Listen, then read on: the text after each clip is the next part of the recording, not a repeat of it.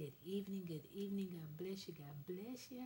We got a little piece to cover, so I'm going to get straight to it. The verses that I'm coming from tonight on Spilling the Tea at 10, because I could be talking gossip, and you didn't hear it from me, but I prefer to spill the gospel, and you did hear it from me. Meet me in 1 Corinthians chapter 15. 1 Corinthians chapter 15, starting at verse 22.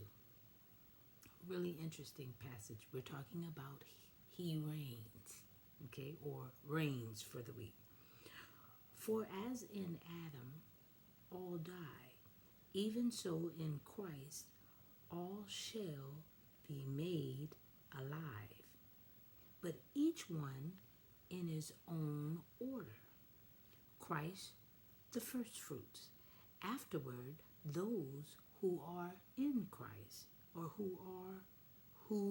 those who are Christ at his coming.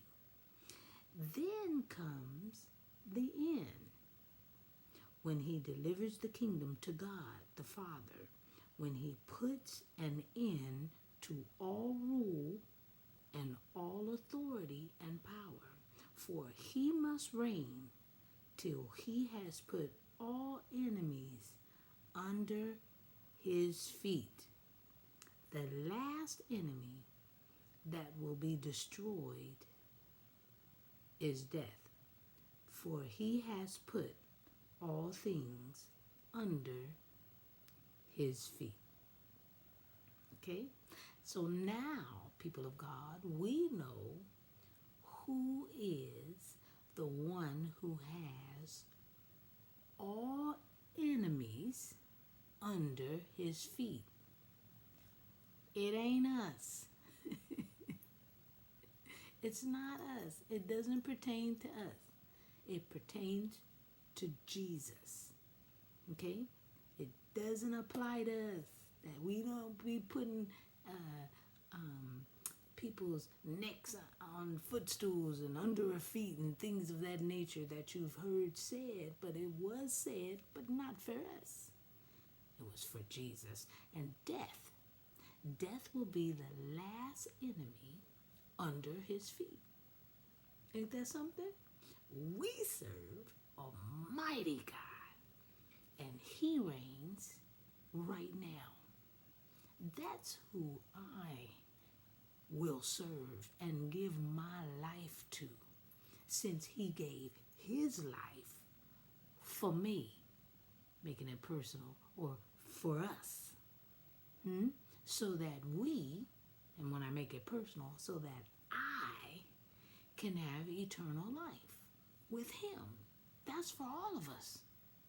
So this passage, y'all, as I was studying and reading this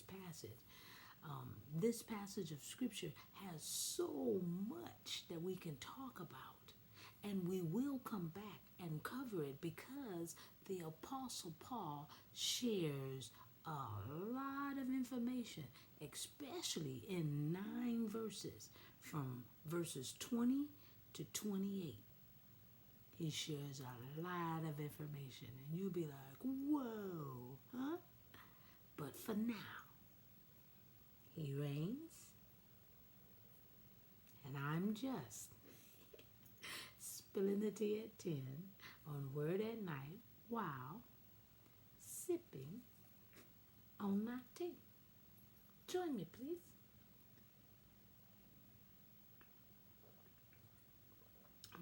Let's pray. Gracious Father, we thank you for one more night and allowing us to know your majesty, how majestic you are, how powerful you are, how you are the only one with all authority. So we bless your holy name. We thank you for the gifts that you continue to give. You gave your life so that we could have life. You gave your life so that we can be set free from the power of sin. You gave your life, my Lord, so that we could have eternal life. You gave your life, because it was the only one. You were the only one that was sinless, because we sinned, so none of us could match the perfection that you are. So we thank you. Now, Father, I pray for the lost. I pray for the sick.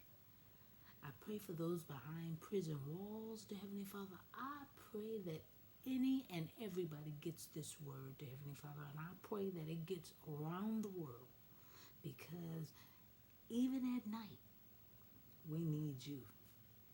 So we want it to go 24 hours a day, that any and everybody can get a word. And I thank you for that opportunity. So we praise your holy name. We thank you. We give you glory, honor, and praise. And for this we pray in Jesus' name. Amen. All right, y'all. Hope you're having a fantastic night. And if you're going to work, go energetic. Let them know you have Jesus on the inside of you, that the Holy Spirit resides in you. And even though mess can happen at work, you got somebody greater than all of that. Don't fall for the okie doke. Okay? And then if you go into bed, before you put your head to pillow, give God a praise. All right, I'll see you tomorrow. Same time, same back channel. 10 o'clock. I love you so much. Have a great night. God bless you. Bye. He reigns. He does. Really.